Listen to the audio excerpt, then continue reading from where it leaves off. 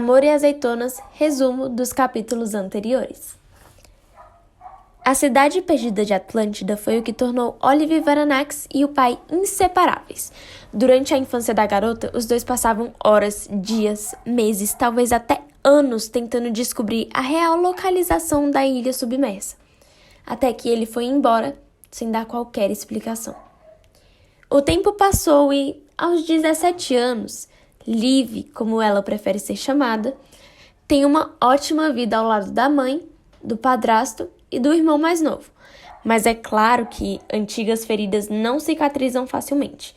E, para não pensar no passado, ela finge que Atlântida realmente nunca existiu. O problema é que bem perto de ir para a viagem de formatura do seu namorado perfeito, Liv recebe um cartão postal da Grécia, que veio diretamente do seu pai, pedindo que ela o ajudasse em um documentário sobre a cidade perdida. Ela não quer ir, mas quando sua mãe a obriga a ir para a Grécia, ela sabe que esse talvez seja o caminho para as respostas de que ela tanto precisa. Pequena lista de regras que minha mãe me deu para a viagem a Santorini. Uma viagem que eu nem queria fazer para início de conversa. 1. Ligar para ela de manhã e à noite. 2. Não falar com estranhos. Impossível, já que cada pessoa naquela ilha seria um estranho, incluindo, àquela altura, meu pai. Eu não fazia a menor ideia de como era a aparência dele. Da última vez em que ele me vira, eu tinha uma monocelha digna de Frida Kahlo e usava um microfone falso porque acreditava que ia ser uma estrela do Disney Channel. É claro que todos os meus registros fotográficos daquele período foram destruídos. 3. Nada de conversar com garotos no aeroporto, por mais bonitos que sejam. Vide regra 2. Segundo minha mãe, esses garotos podiam fazer parte de uma rede criminosa sofisticada com planos para me sequestrar e ensinar aquele filme do Liam Neeson. E meu pai não era exatamente um ex-assassino de voz rouca, e sim um pai ausente que vivia à procura de Atlântida. Eu disse a ela que essa regra era só mais uma prova de que eu não deveria ir. Minha mãe respondeu que, na verdade, Santorini era segura e que eu ficaria bem. Mas como eu poderia ter certeza disso? Apesar de já ter sido casado com alguém de Santorini, ela nunca pisou na ilha. 4. Se eu me sentir negligenciada ou em perigo, devo ligar na mesma hora para que ela me coloque num voo de volta para casa. Essa regra vinha com a seguinte advertência. Para ativar o plano de fuga, era preciso ser uma emergência grave, e não silêncios desconfortáveis ou conversas difíceis. Grave. De novo essa coisa mórbida. 5. Tirar um tempo para me encontrar. Ou, em outras palavras, passar um tempo longe do Dex. É claro que ela não disse aquilo diretamente, porque estava tentando não ser igual aos seus pais, o que talvez seja a meta de todas as pessoas que já existiram. Eles não gostavam nem um pouco do namorado dela, e olha só o que aconteceu. Minha mãe largou a faculdade, casou com meu pai no civil em Chicago e engravidou de mim, vivendo e aprendendo. E só para registrar, não gostei daquela história de me encontrar. Não estava perdida, estava bem ali. 6. Dar uma chance a meu pai. Sem comentários. 7. Usar protetor solar. Sério, isso entrou na lista? Eu só tinha uma regra para minha mãe: embarcar na história que eu tinha inventado para o Dex. A última coisa que eu queria era que ele e o resto da escola soubessem que meu pai procurava há décadas por Atlântida, uma cidade que ele acreditava sem a menor sombra de dúvidas que era real, apesar de apenas alguns malucos na internet parecerem concordar com isso. Só de pensar em todos descobrindo, meu coração acelerava, e não de um jeito bom. Eu havia me tornado a Liv. Liv era convidada para festas, formaturas e indicada a rainha do baile, e eu precisava ser a pessoa que todos pensavam que eu era. Talvez pareça fútil, mas quando alguém se sente invisível a maior parte da vida, ser visto passa a ser importante. Esse era o meu caso. Não era mais a indiana Olive, e com certeza não era mais a filha de um cara com a missão de vida que o colocava na mesma categoria daqueles caçadores de OVNIs com mapas, gráficos e pilhas de livros sobre abdução alienígena. Em vez disso, o que eu contara para Dex foi: meu pai é um arqueólogo amador. Ele estuda civilizações gregas antigas. Que engraçado eu nunca ter me ensinado isso antes. Sei que é de última hora, mas minha mãe está me obrigando a ir. Arqueólogo amador era certo exagero, mas soava muito melhor do que caçador de lendas profissional. E o Dex respondeu: não acredito que você não vai na viagem de formatura. Meus amigos vão ficar muito decepcionados porque adoram sua companhia. E eu estou triste porque estava louco para passar uma semana na praia com você. Ou pelo menos aposto que ele teria respondido isso se ainda estivesse falando comigo. Só que ele não estava, porque cancelei nossa viagem no último minuto. Dex gostava de ter tudo planejado, e eu desistir da viagem de formatura tinha bagunçado as coisas. Além disso, no estresse dos últimos dias, acabei deixando escapar que eu talvez tivesse esquecido de me inscrever para a visita de ensino médio a Stanford. E a reação havia sido tão dramática e devastadora quanto eu temia. Segundo Dex, nosso relacionamento era o último item de uma lista esquecida no fundo de minha bolsa mais bagunçada. Ou seja, todos os outros aspectos da minha vida eram prioridade em relação a ele. Não era verdade, mas não poder explicar porque aquela viagem era tão importante definitivamente não ajudou. Então, ali estava eu, no avião, tentando respirar enquanto me arrependeria de absolutamente todas as decisões que levaram àquele momento. Em menos de uma hora, eu estaria na Grécia. Na Grécia. Porque eu não tinha insistido mais com a minha mãe. Ela não tinha me carregado no colo até o avião. Eu poderia ter escapado. Podia ter. Ah, não. Eu vou vomitar. Queria colocar a cabeça entre os joelhos, mas o avião com destino a Santorini era pequeno demais para a maioria dos movimentos. Que dirá ataques explosivos de pânico causados pela injustiça de ser quase adulta e não ter controle sobre a própria vida. E eu nem tinha conseguido ficar muito irritada com a minha mãe. Ela estava tão grávida e tão segura de que estava certa, que por um instante eu começara a acreditar nela também. Talvez eu devesse ter dado uma chance a meu pai. Talvez seja uma boa ideia, mas não era. Obviamente, nós duas tínhamos sofrido um lapso de sanidade. Quase sem pensar, peguei uma das revistas do bolso do assento à minha frente e comecei a arrancar imagens interessantes para guardar no envelope que eu levava na bolsa. Senhora Martinez, minha professora de artes, dizia que criar o hábito de coletar imagens é parte importante de ser um artista. Não que eu me considerasse uma artista. Bem, pelo menos não ainda. Mas quando eu não estava desenhando, estava cortando imagens e guardando-as em um envelope que eu carregava para todo lado. Era como um acúmulo visual. Naquele momento, também era uma técnica muito bem-vinda de relaxamento. Uma distração de todo aquele vasto oceano que eu estava sobrevoando, pelo que parecia uma eternidade. Eu devia ser a primeira pessoa na história da aeronáutica a ficar feliz por não ter sido colocada no assento da janela. Tinha tanto oceano lá fora. Eu me concentrei nas mãos de novo. Aquele já era o terceiro avião. E a partir de Seattle, eles foram ficando cada vez menores e mais fedidos. Acrescente isso ao fato de eu estar acordada há 23 horas, tirando os 20 minutos de cochilo após a decolagem de Nova York, avião número 2. E pouco antes da mulher sentada no 28B derramar todo o seu café na minha camisa. Café quente. Em seguida, em penitência por ter me queimado e também me deixado com o cheiro de uma Starbucks humana, ela começou a me mostrar mais de 20 fotos de seu bulldog. Ai, pelo menos aquele era finalmente o último voo. Coloquei a imagem de uma piscina lotada no envelope. Depois, a de um garoto com um cachorro na coleira. Um pai carregando a filha nas costas. Ela olhava para o pai, sorrindo como se os ombros dele fossem o lugar mais seguro do mundo. Aff. Fechei os olhos com força, mas a caligrafia elaborada do meu pai apareceu por trás das minhas pálpebras. Adoraria ter a sua ajuda aqui em Santorini, Indiana Olive. Com o quê? Com o que ele poderia precisar da minha ajuda?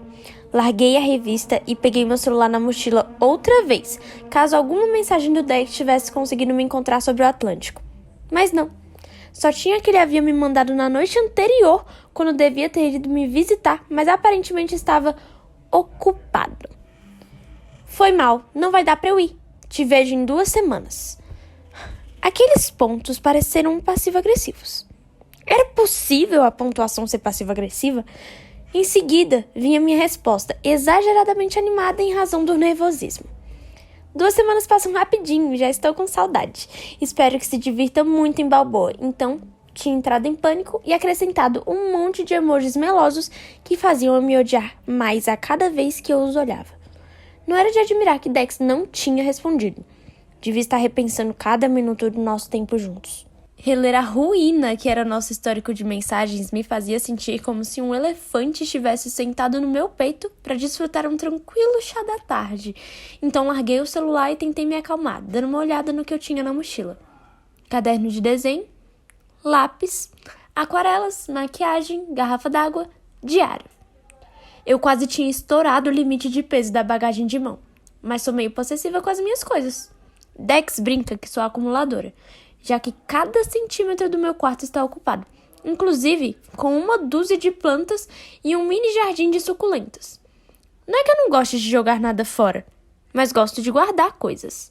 Yaitsei Kala, ouvi alguém dizer à minha direita e me recompus rapidamente diante de um sorriso gentil e muitos cílios. Era o meu vizinho de assento. Devia ter uns 20 e tantos anos. Usava óculos pretos deliberadamente nerds e exibia uma expressão preocupada. Seu braço esquerdo, ou pelo menos a parte que eu conseguia ver, era tomado pela tatuagem de um jardim de rosas que, em circunstâncias normais, teria me deixado obcecada. Enquanto minha pele certamente adquirira um tom de peixe morto, a pele escura dele era luminosa e o cabelo estava bem penteado. Ele obviamente não estava tendo um surto em pleno voo. Yaitsei Kala? Perguntou de novo, em um tom menos confiante. Em seguida, apontou para o bolso atrás do assento.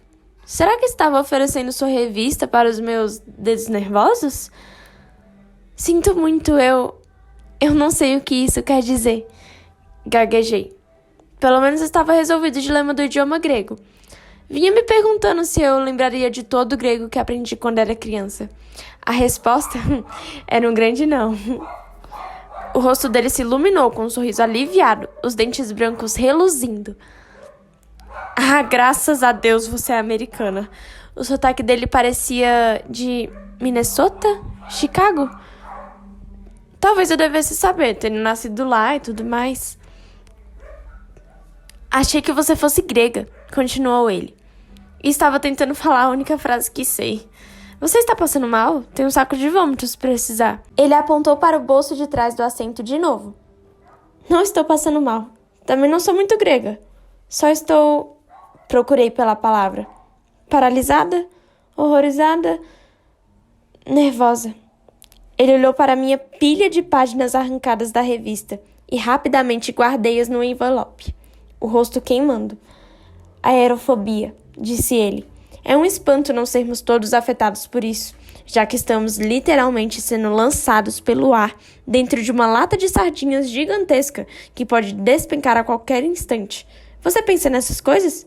Que podemos despencar lá embaixo? Ai, meu Deus, não pense nisso. Ele arregalou os olhos por trás dos óculos redondos e sentiu um sorriso se abrir em meu rosto.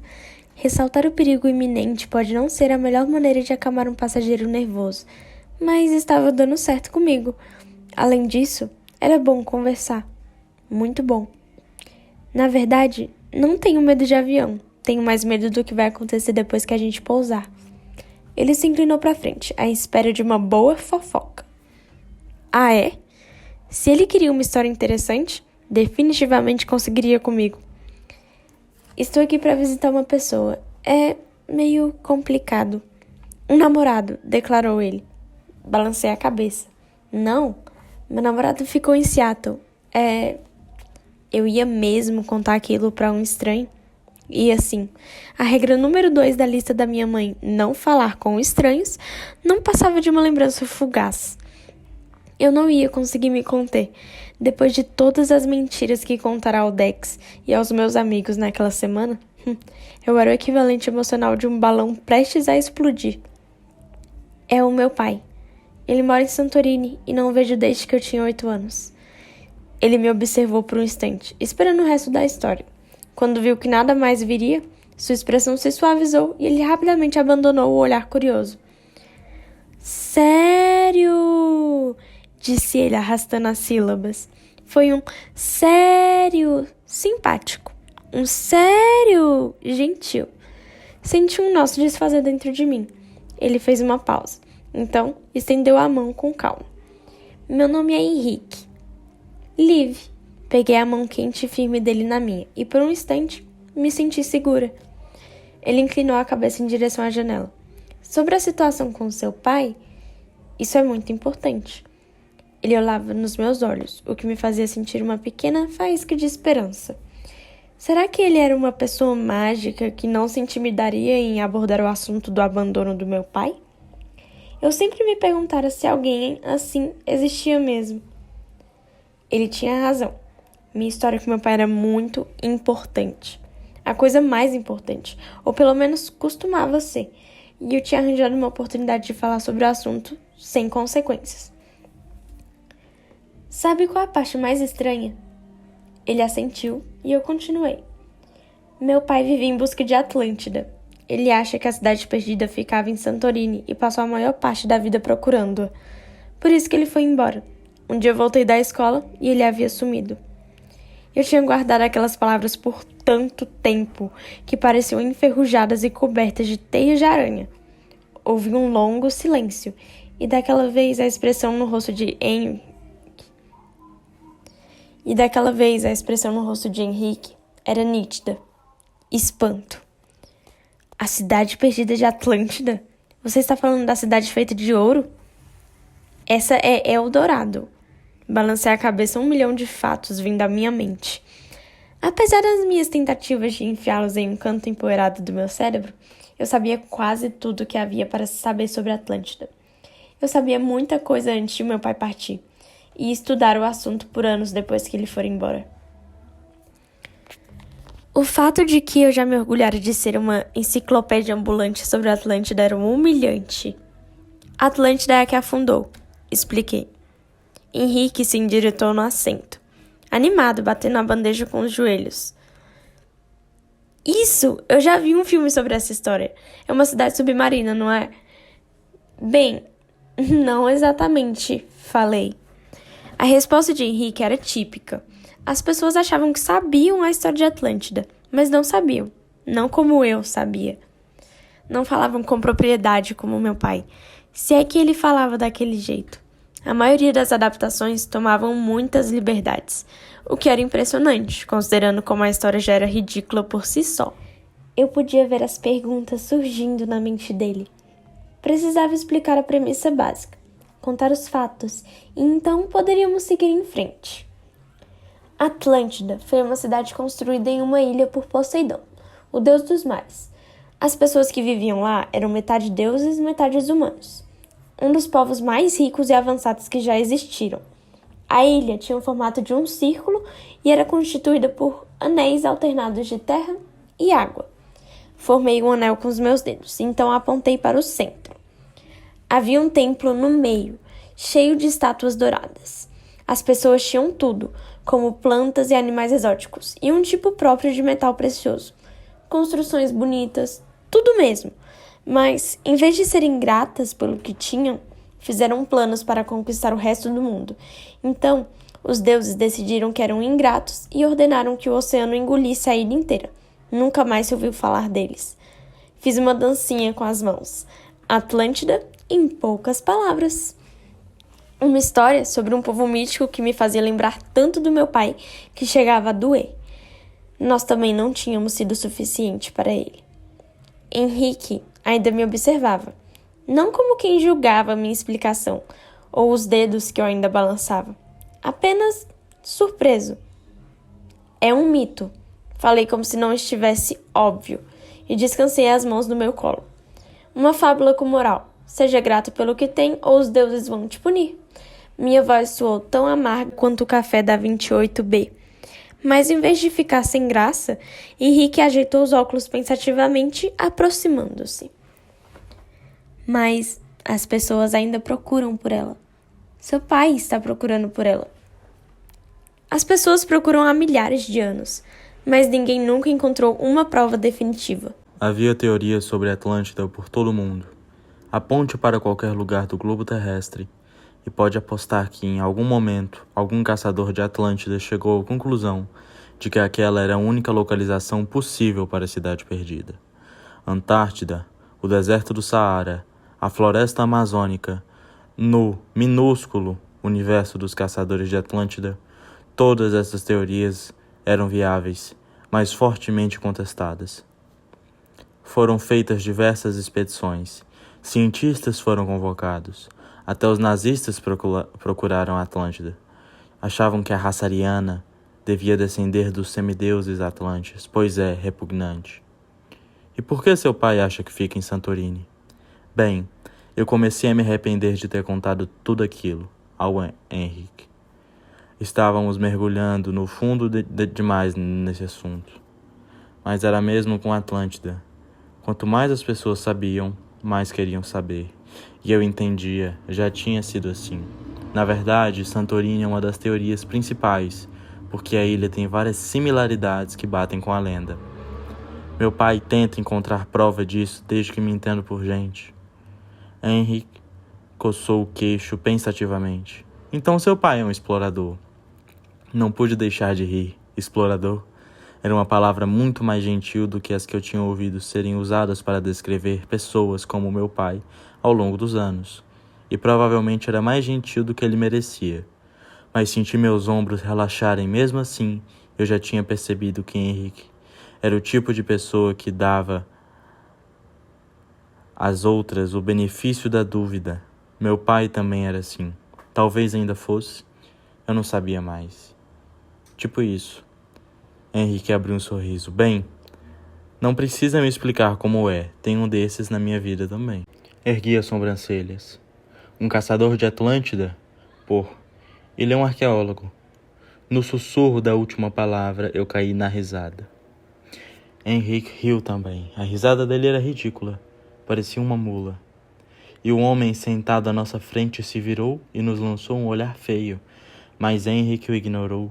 Então fiz o mesmo. Ceguei os olhos, curtindo aquele momento de poder rir com tudo. Já fazia algum tempo que eu não tinha uma conversa como aquela, sem nada a perder. E o que eu digo que meu pai faz, porque a verdade é constrangedora demais, falei. Henrique tirou os olhos e limpou-os na bainha da camisa com um flórcia. Deus abençoe os exploradores. São um caso sério, não é mesmo? Meu namorado trabalha nos sítios de escavação minoicos e passa a maior parte do tempo vasculhando a terra. Ele fica todo animado com pedaços de cerâmica velha. A agitação alegre de repente congelou em meu peito. Você disse mineico? O que foi? Indagou Henrique, notando minha surpresa. Você já ouviu falar deles? Ah, sim. Eu sabia mais sobre eles do que qualquer adolescente americana deveria saber. Os minoicos eram uma civilização da Idade do Bronze, que um dia já teve forte presença nas ilhas gregas e também tinha um papel de destaque na teoria do meu pai. Meu pai acredita que os minoicos faziam parte de Atlântida. Ah, disse Henrique. Faz sentido. Uma civilização insular avançada que foi completamente destruída por desastres naturais. De acordo com Rai, os minoicos estavam realmente à frente do seu tempo. Será que... Tcharam! Você virou oficialmente um caçador de Atlântida. Para mim, aquela conversa toda sobre Atlântida já tinha ido mais longe do que o suficiente. Hora de mudar de assunto. Seu namorado é grego? Henrique fez que não com a cabeça. Americano. Ele passa os verões em Santorini e o resto do ano lecionando arqueologia em Austin, no Texas. Sou diretor de uma escola de educação especial em Boston, mas passamos as férias juntos. Há quanto tempo vocês namoram? 13 anos. Dominamos a arte do relacionamento à distância, disse ele casualmente, e senti a esperança crescer dentro de mim. Daz e eu não precisávamos frequentar a mesma universidade para namorar, não é mesmo? Casais faziam relacionamentos à distância darem certo o tempo todo. Então ouvi a voz de Maya ecoar nos meus ouvidos. Vamos ficar a 50 quilômetros uns dos outros. Enquanto isso, Providence, em Rhode Island, ficava a 5.000 quilômetros de Stanford. Mas a gente daria um jeito, não é? Henrique encarou incisivamente a pilha de imagens que eu lia. Arrancar as revistas. O que é tudo isso? Hesitei e juntei rapidamente a pilha. Coleciono imagens para colagens e como referência. Eu desenho e pinto e meu envelope superlotado parecia ainda mais ridículo do que o de costume. Eu enfiei depressa depressa na mochila. Não é nada demais, concluí. Então você é uma artista? O zíper da minha mochila emperrou. Então fiz força, mantendo os olhos nas minhas coisas. Mais ou menos, estou no ensino médio. Mas penso em fazer faculdade de artes. Quer dizer, provavelmente não vou, mas meio que gosto de pensar nisso, sabe? Devo acabar estudando alguma coisa completamente diferente. Eu me sentia tão confiante como um peixe fora da água. Quando olhei nos olhos de Henrique, ele estava sorrindo. Mas você é mais ou menos uma artista. Não sabia se devia sentir ou negar a cabeça, então fiz os dois. Aham. Bem, não consigo imaginar um lugar melhor para alguém que é mais ou menos artista do que Santorini. É incrivelmente lindo. Ele me cutucou de leve com o cotovelo. E Liv, sei que só nos conhecemos há uns 20 minutos, mas sinto que você vai se dar bem lá. Mais do que bem. Santorini é mágica. Seja lá o que estiver procurando. Você vai encontrar. Seu tom era uma mistura de confiança e gentileza, e senti um princípio de algo surgir dentro de mim. Esperança? Talvez Henrique estivesse certo. Talvez eu fosse me dar bem. Mas então meu olhar correu para a janela e tomei um susto ao perceber que não estava mais vendo o oceano. Estava vendo Santorini. Naquela faixa marrom de terra estava o meu pai. Meu pai, toda aquela sensação boa simplesmente evaporou.